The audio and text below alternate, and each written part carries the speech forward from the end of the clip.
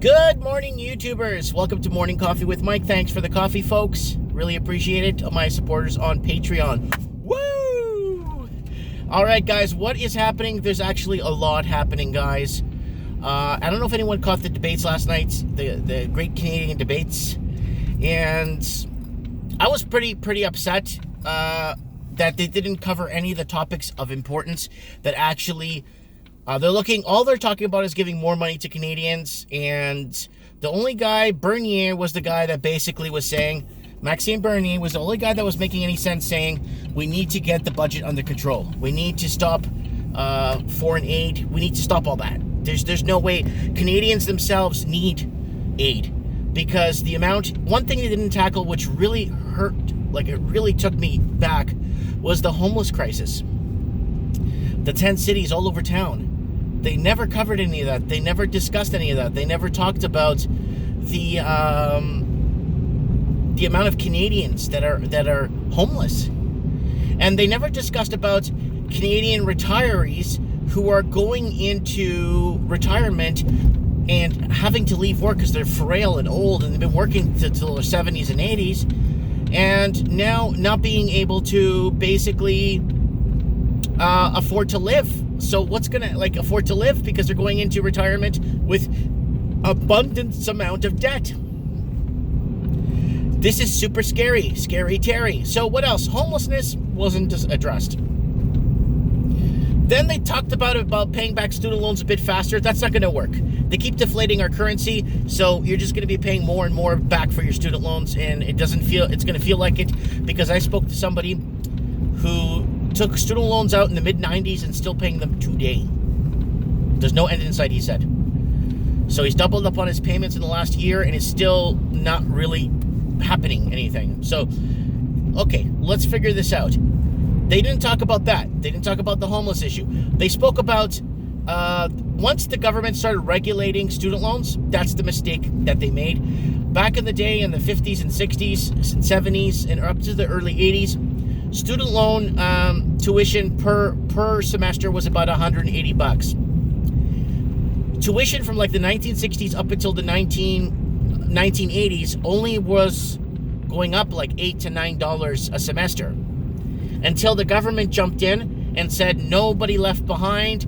Everybody's going to get student loans now, but if you can't afford $160 for a semester, then you shouldn't maybe going to, and then the government's like playing that game, like, oh yeah, all you had to do back in the day was work a summer job and you could pay off your student loans. That's all you had to do. The people back in the day in the 60s, 70s, and 80s that had to go get financial aid is because they never worked in the summer, right?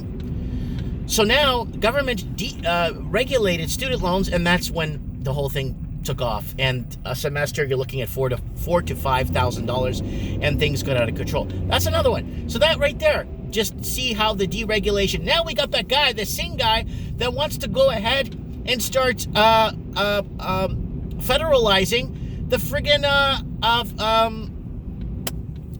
the pharmaceuticals.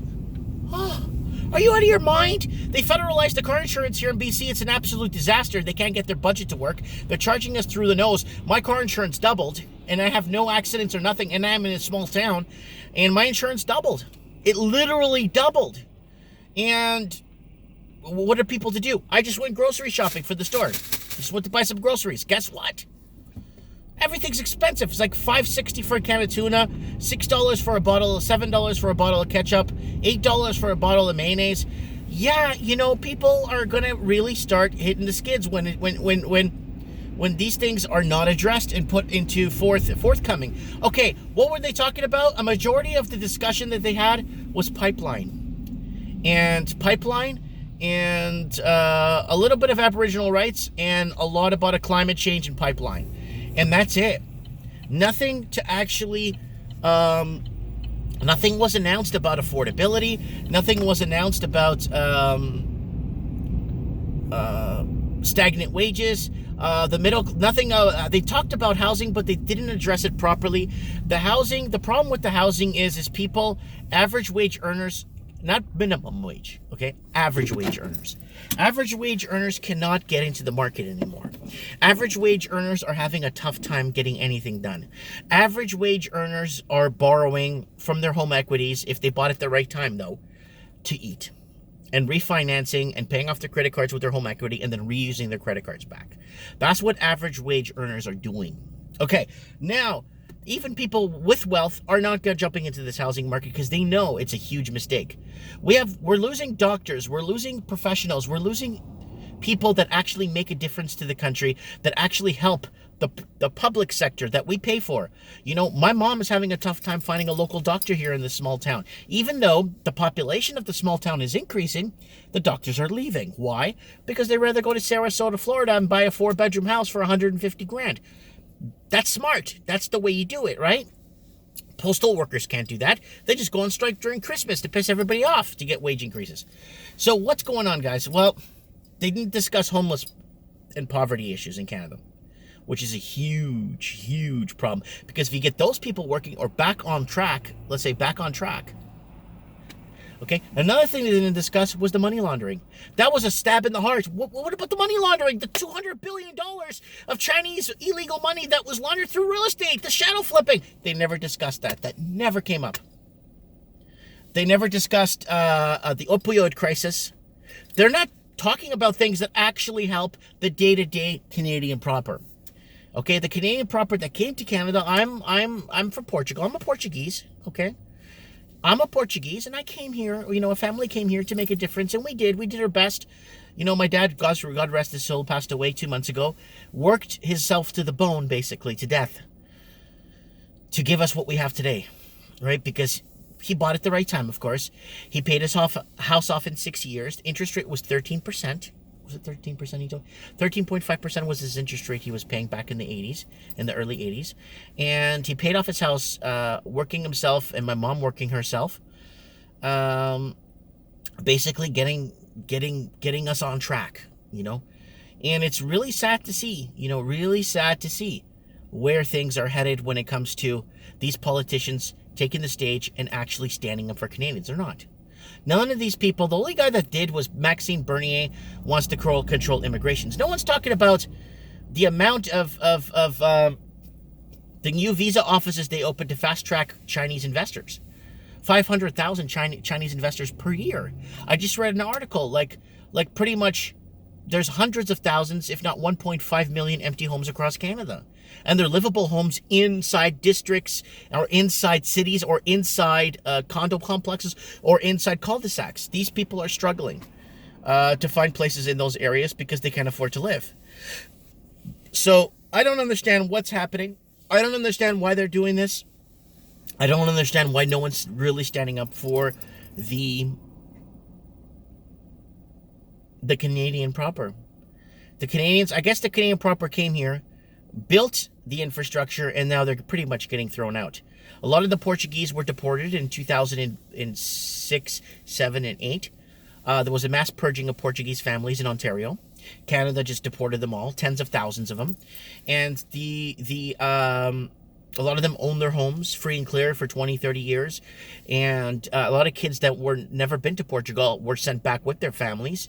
They did a mass purging in high schools where they were calling down the students that spoke Portuguese to the gymnasiums and then picking them up and getting their parents to come in.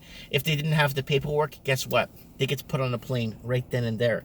That's good and all because they're cleansing the Canadian system of illegals and stuff. I think that's a good thing to do, but they did it only to the Portuguese.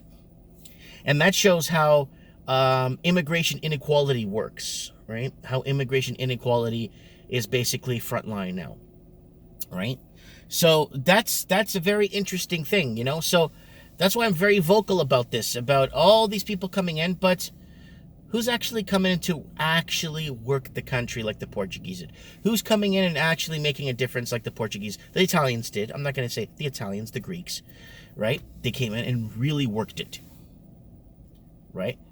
My dad worked himself to death, so did a couple of his friends, right? So I want to know what you guys think in the comments below. Did they bring up the right topics? They didn't bring up housing affordability shouldn't be an issue because wages should be in line with housing. right? They don't want to increase wages because then that's going to destroy the private sector. Private sector goes down, there's no funding for the public sector. The public sector gets funded by printing off more money and increasing our deficits. We don't want more public sector jobs. Oh, I created 2 million jobs. Okay, how much of it was actually private sector? How much it was like small business like myself? How much was that of that? In realistically speaking, honestly speaking, right? We can never audit these things. Now they just tell us, oh, then you're going to get Francois in the comments there, post a link to Canada Census or Canada StatsCan. And if people want to live off StatsCan results, go ahead and live in your delusional world, because when you actually come to audit things and actually look at what's really happening, it makes no sense at all. It makes no sense at all. Anyways, guys, let me know what you guys think in the comments below. I would love to read your comments. Don't forget to watch the video here or here, wherever it is, on the recap of the election from last night. We recap it. We go over it after it ends. We go over it quite a bit and in discussion, in-depth discussion, to find out what is going on and where it's going on and why it's going on. Let me know in the comments below what is going on in your opinion. Did they tackle the right topics? And if they did, which one were they? They all talked about climate change and pipeline and then a little bit of Aboriginal rights. But I feel that like 87% of the people were like kind of left out of that debate. 87% of the Canadians were left out of the debate. The questions were really weak that were asked. I would have just stood up and asked very simply. I would have just stood up. How is the government going to keep going like this, where they're taxing less than what they're spending? How are we going to keep this in line?